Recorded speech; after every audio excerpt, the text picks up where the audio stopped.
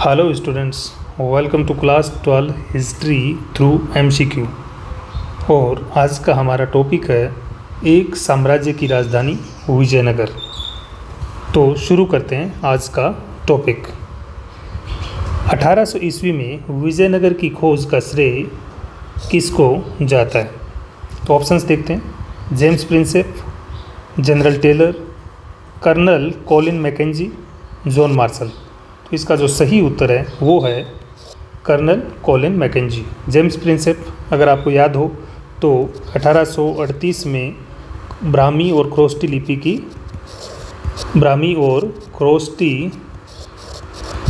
लिपि को पढ़ने में सफलता प्राप्त करते हैं।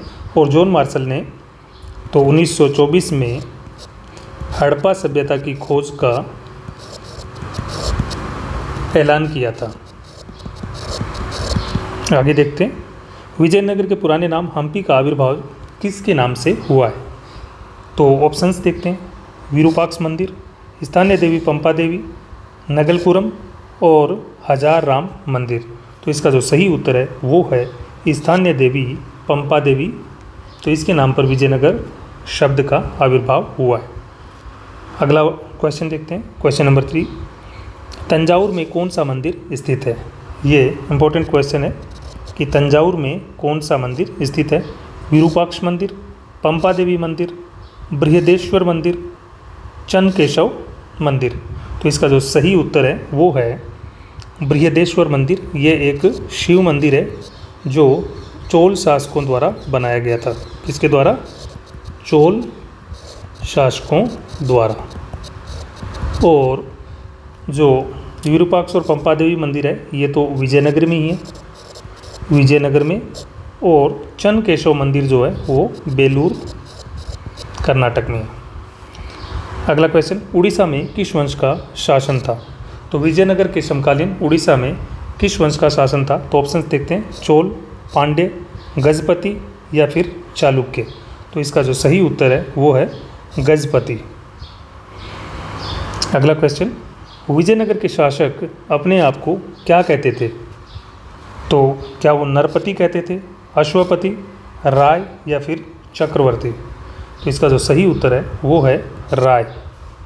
और अश्वपति तो दक्कन के जो सुल्तान थे उनको अश्वपति कहा गया है, दक्कन के सुल्तान। और नरपति का मतलब होता है कि लोगों के राजा, लोगों के राजा। आगे देखते हैं, घोड़ों का व्यापार करने वाले स्थानीय व्यापारियों के समूह को किस नाम से जाना जाता था? तो नहीं है इसमें किस नाम से जाना जाता था। तो ऑप्शंस देखते हैं। कुदिरई चेटी, राय, गजपति या फिर इनमें से कोई नहीं। तो घोड़ों के व्यापारियों को, तो इसका जो सही उत्तर है वो है ऑप्शन 1, कुदिरई चेटी नाम से घोड़ों के व्यापारियों को जाना जाता था। क्वेश्चन नंबर 7, विजयनगर साम्राज्य की स्थापना 1336 ईस्वी में किसने की? ऑप्शंस देखते हैं। हरिहर व बुक्का, कृष्णदेवराय, राम राय, सदाशिव। तो इसका जो सही उत्तर है वो है ऑप्शन नंबर 1, हरिहर व बुक्का। तो ये संस्थापक हैं, इसके स्थापना करने वाले हैं हरिहर व बुक्का। ये 2 भाई थे।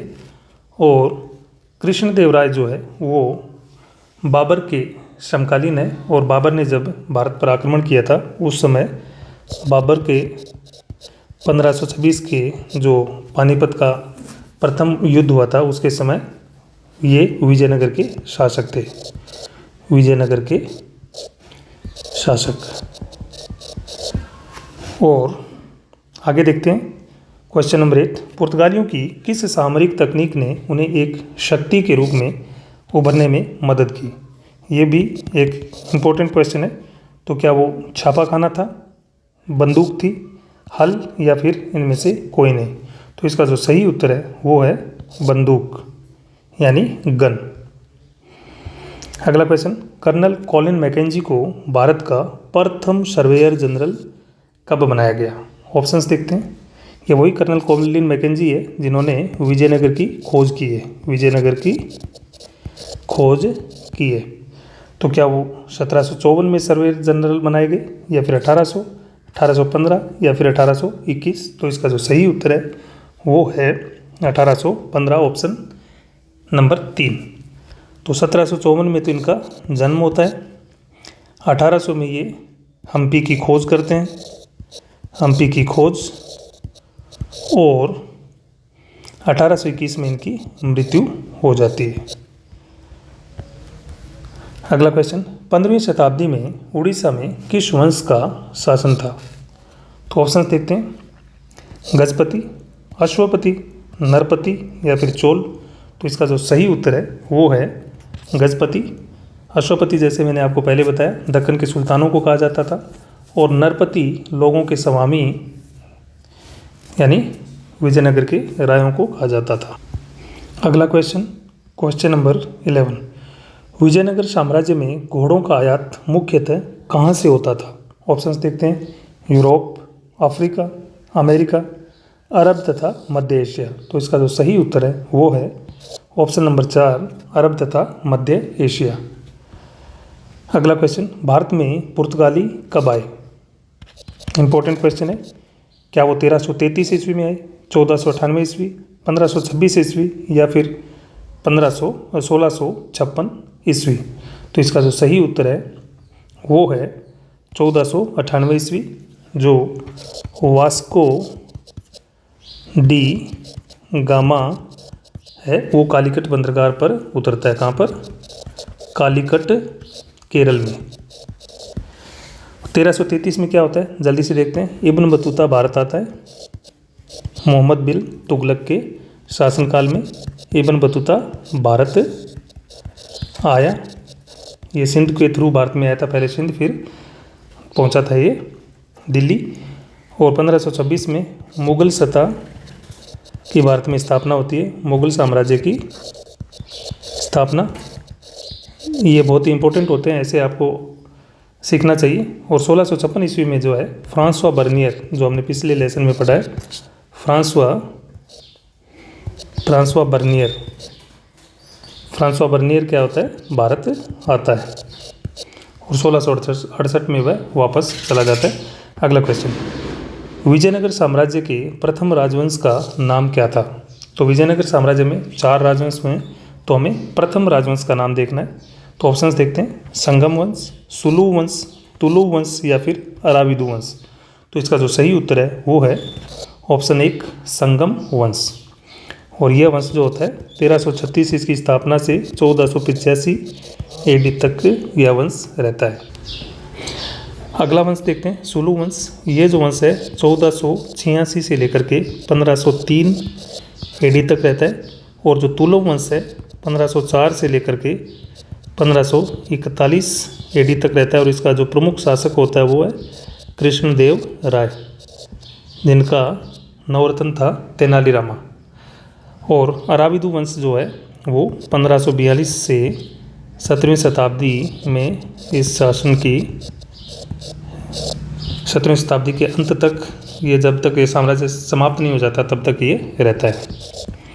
फटाफट देखते हैं अगला क्वेश्चन, विजयनगर साम्राज्य में तुलु वंश का शासनकाल निम्नलिखित में से कौन सा है? मैंने ऊपर बता भी दिया, लेकिन फिर आप इसको पॉज करके अपना उत्तर लगाइए।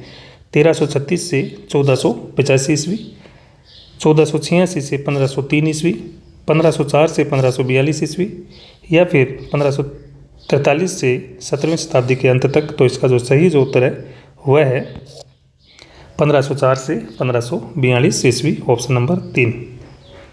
अगला क्वेश्चन, विजयनगर साम्राज्य के प्रमुख शासक कृष्णदेव राय ने रायचूर दोआब पर कब अधिकार किया? ऑप्शंस देखते हैं, 1509 ईस्वी, 1512 ईस्वी, 1514 ईस्वी या फिर 1520 ईस्वी? तो इसका जो सही उत्तर है वो है 1512 ईस्वी। तो ये बहुत ही उपजाऊ मैदानी क्षेत्र था जिस पर 1512 ईस्वी में कृष्णदेव राय अधिकार कर लेता है। अब देखते हैं 1509 में राजा बनते हैं कृष्णदेव राय और 1514 में उड़ीसा के जो गजपति शासक है, गजपति शासक को हराते हैं, हैं। और 1520 ईस्वी में ये जो है, ये 1514 की बात है, 1520 ईस्वी में बीजापुर के सुल्तान को हराया। तो ये भी इम्पोर्टेंट है सारे। अगला क्वेश्चन, तुलु वंश के शासक कृष्णदेवराय ने शासन कला के विषय पर अमुक्तमल्यद की रचना किस भाषा में की? Very very important. तो क्या वो कन्नड़ भाषा थी, तमिल, मलयालम या फिर संस्कृत? तो इसका जो सही उत्तर है वो है कन्नड़ भाषा।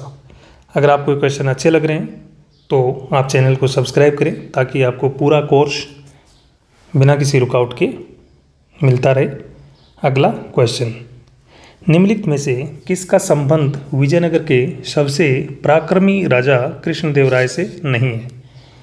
तो ऑप्शंस देखते हैं, अमुक्तमल्यद, नगलपुरम, हजार राम मंदिर, बृहदेश्वर मंदिर। तो इसका जो सही उत्तर है वो है ऑप्शन नंबर 4, बृहदेश्वर मंदिर। आप पॉज करके अपना क्वेश्चन ढंग से पढ़ सकते हैं और उसका उत्तर लगा करके फिर उत्तर चेक कर सकते हैं ताकि आपको ये याद रहे। तो अमुक्तमल्यद है जो शासन कला पर एक ग्रंथ है, इन्होंने लिखा है। और नगलपुरम अपनी माता के नाम पर या याद में, माता की याद में स्थापना करते हैं। एक उपनगर है ये विजयनगर के पास ही। हजार राम मंदिर भी विजयनगर में ये बनवाते हैं। बृहदेश्वर मंदिर चोल शासकों ने बनाया था तंजावुर में। आगे देखते हैं, राक्षसी, ये क्या है? राक्षसी तांगड़ी तालीकोटा का युद्ध कब हुआ?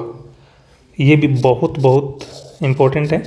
तो क्या ये 1336 ईस्वी में हुआ, 1509 ईस्वी, 1529 ईस्वी या फिर 1565 ईस्वी? तो इसका जो सही उत्तर है वो है 1565 ईस्वी। 1336 में विजयनगर की स्थापना होती है। 1509 में कृष्णदेव राय शासक बनते हैं। कृष्णदेव राय जो कि सबसे पराक्रमी शासक थे विजयनगर के। 1529 में इनकी मृत्यु होती है कृष्णदेव राय की। और 1565 में तालीकोटा का युद्ध होता है। अगला क्वेश्चन, तालीकोटा युद्ध में विजयनगर के सेनापति राम राय पर आक्रमण निम्न में से किस मुस्लिम राज्य ने नहीं किया? तो ऑप्शंस देखते हैं, बीजापुर, गोलकोंडा, अहमदनगर और फिर बिदर।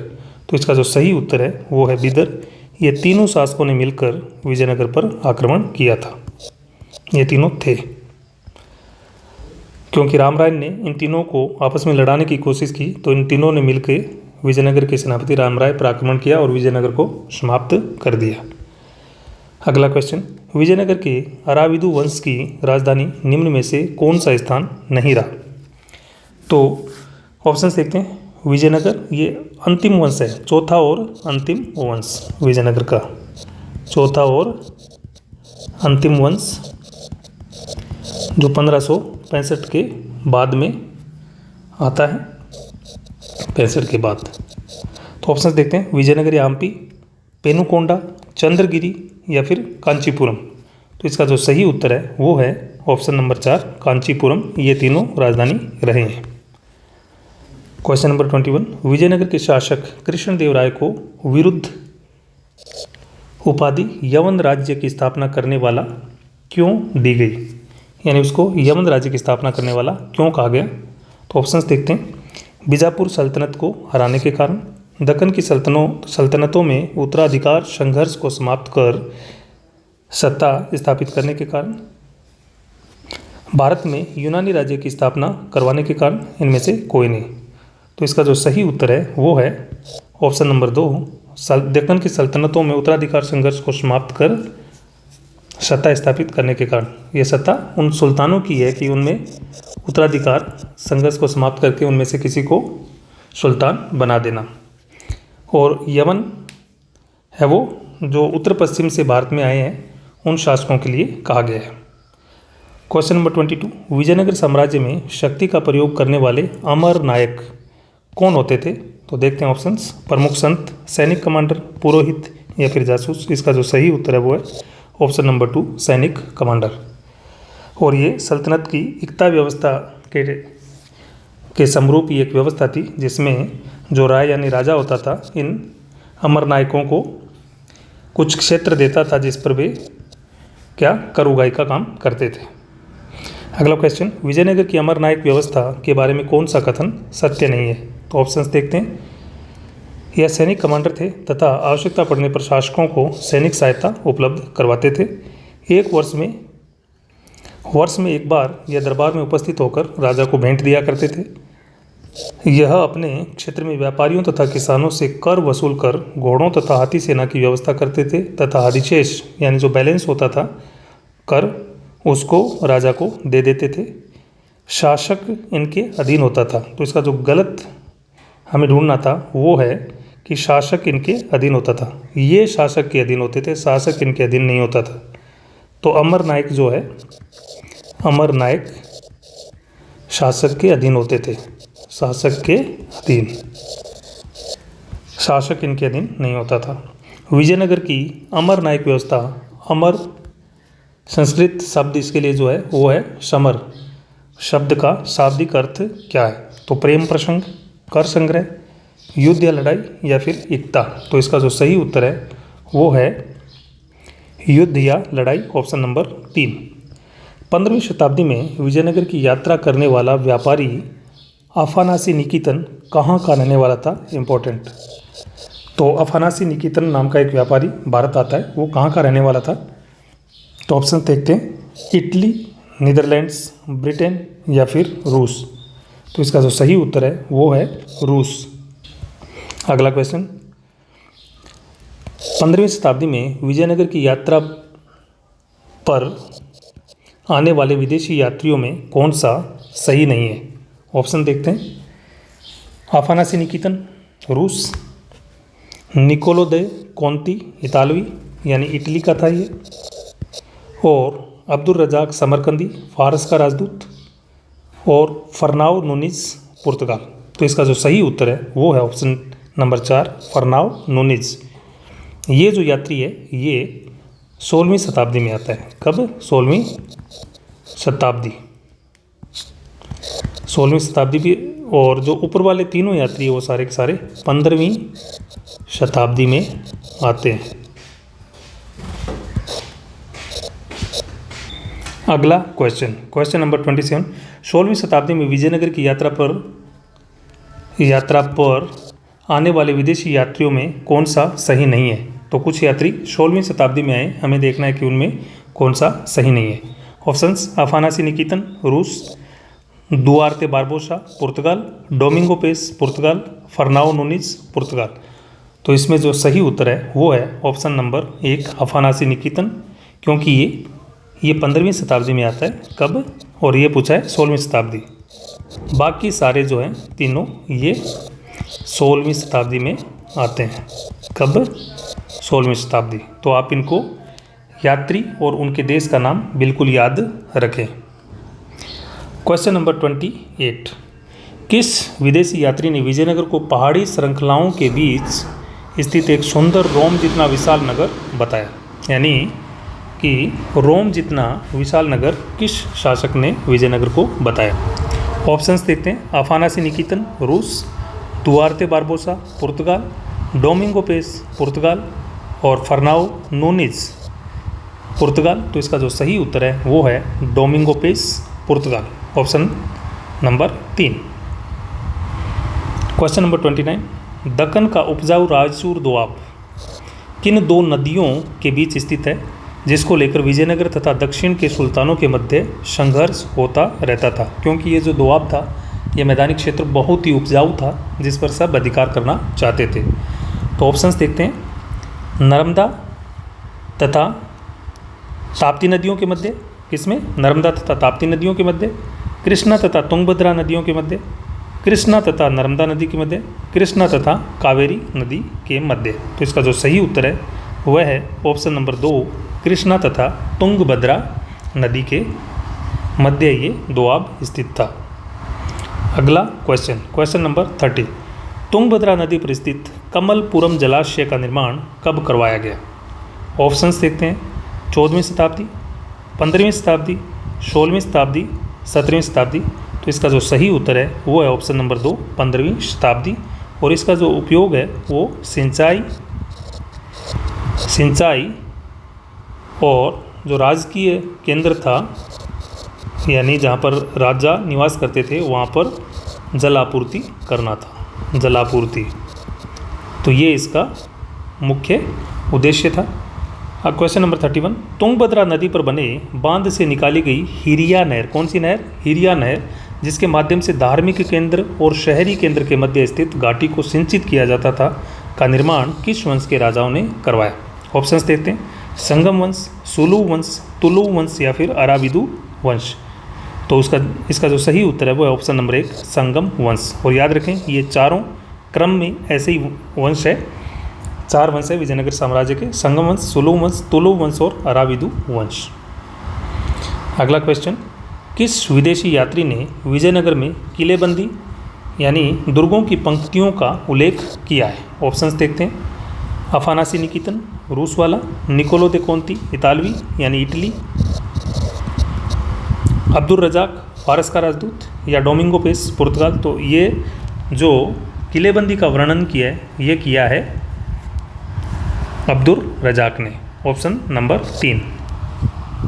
और इसमें 7 दीवारों का उन्होंने वर्णन किया है कि एक के अंदर एक, एक के अंदर एक, ऐसे 7 दीवारें थी, 7 दीवारें। अगला क्वेश्चन, किस विदेशी यात्री ने विजयनगर में धान यानी पैडी उगाने के बारे में बताया है कि यहाँ पर पैडी उगाई जाती थी?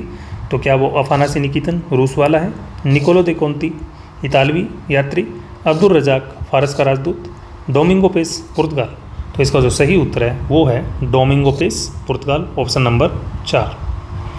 क्वेश्चन नंबर 34, सामान्य लोगों के आवासों का उल्लेख किस यात्री ने किया है कि सामान्य लोग ऐसे आवासों में रहते थे? तो ऑप्शंस देखते हैं, Afanasy Nikitin, Duarte Barbosa, Domingo Paes Portugal वाले ने, फर्नाओ नूनिज पुर्तगाल। तो इसका जो सही उत्तर है ऑप्शन नंबर 2, दुआर्ते बारबोसा पुर्तगाल।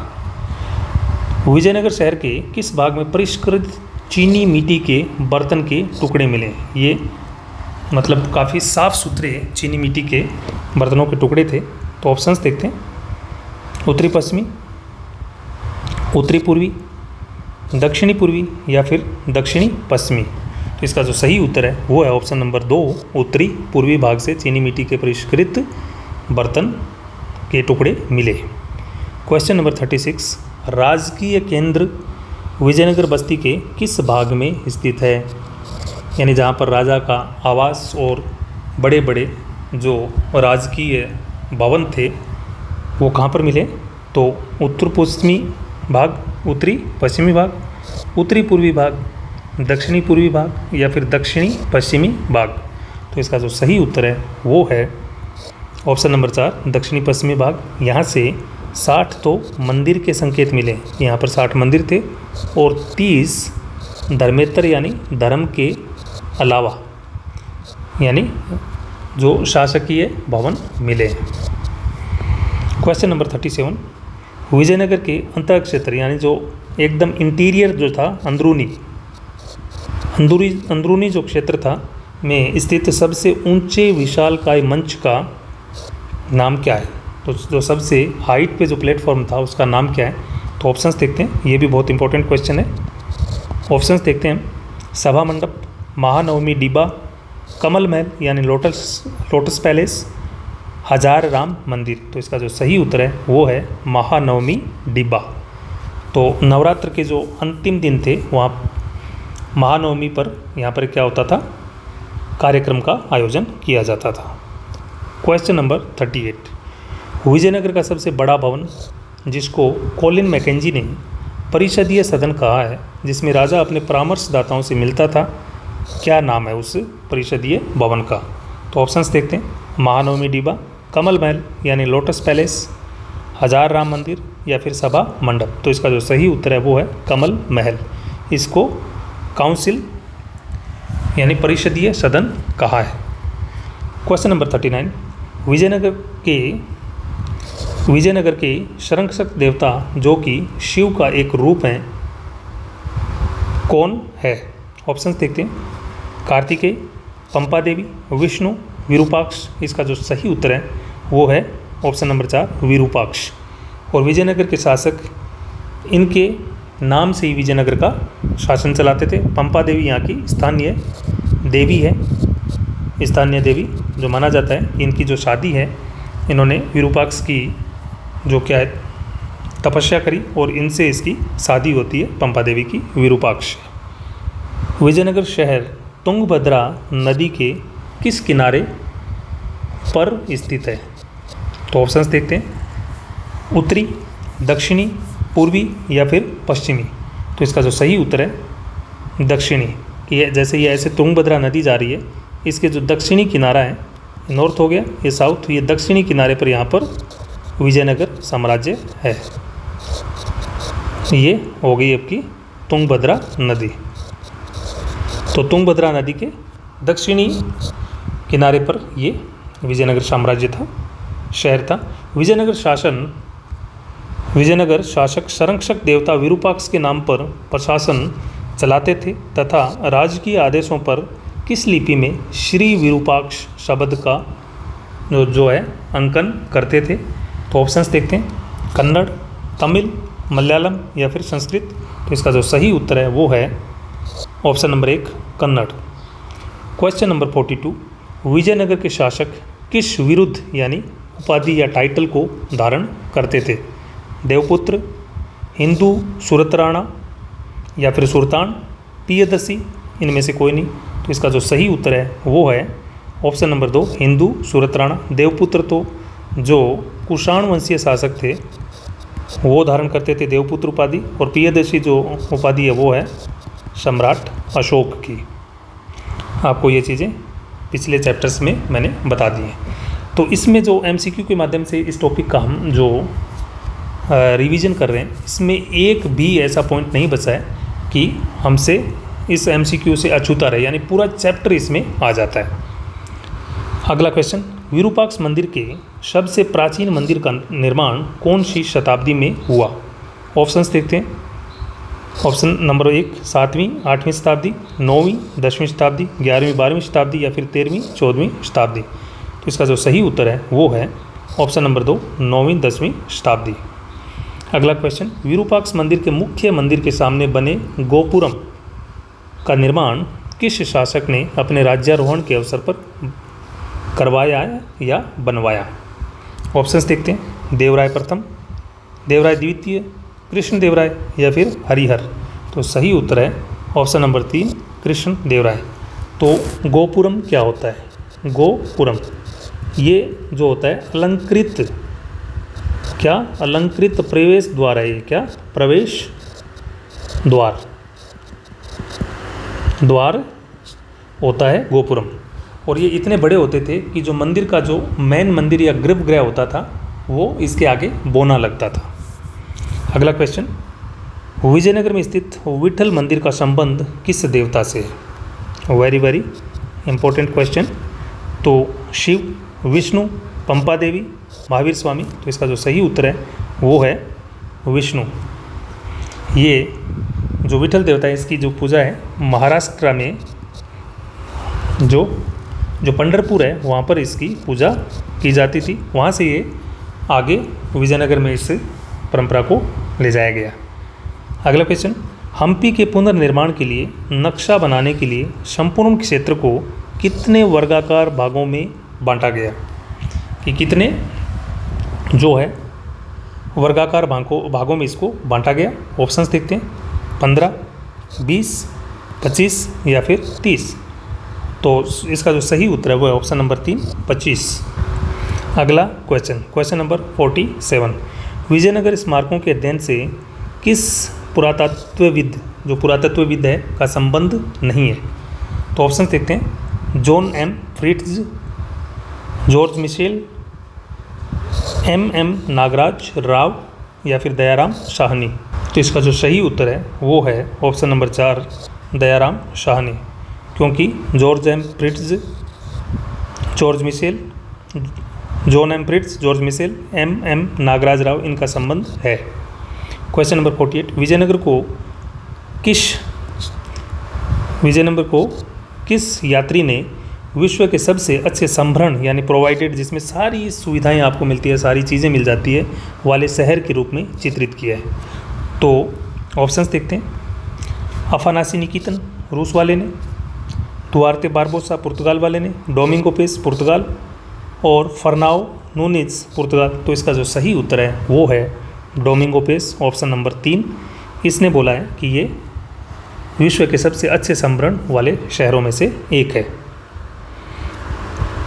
और अगला क्वेश्चन देखते हैं, क्वेश्चन नंबर 49। विजयनगर के बाजार में किस यात्री ने मांस तथा फलों के बारे में उल्लेख किया है? यहाँ पर मांस मिलता है और विभिन्न प्रकार के फल मिलते हैं। तो ऑप्शंस देखते हैं। अफानासी निकितन रूस, दुआर्ते बारबोसा पुर्तगाल, डोमिंगो पेस पुर्तगाल, फर्नाओ नूनेज पुर्तगाल। तो इसका जो सही उत्तर है वो है option number 4 फर्नाओ Nunez. Question number 50। Tamil Nadu के चिदम्बरम के मंदिर के गोपुरम में रखी कृष्णदेवराय की सुंदर प्रतिमा के चेहरे पर चेचक के दाग का उल्लेख किस यात्री ने किया है? ऑप्शन देखते हैं।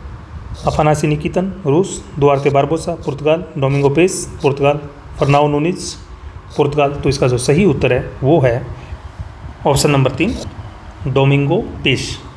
तो इसमें जो शासक की एक विशेषता बताई गई है कि शासक में क्या क्या विशेषताएं होती है शासक में, तो वो है कि मझला कद होना चाहिए, यानी न तो ज़्यादा लंबा और न ज़्यादा छोटा, गोरा होना चाहिए, गोरा रंग, कुछ मोटा, यानी एकदम पतला नहीं होना चाहिए, कुछ मोटा, और अच्छी काठी, यानी पर्सनैलिटी जो है पर्सनैलिटी अच्छी होनी चाहिए।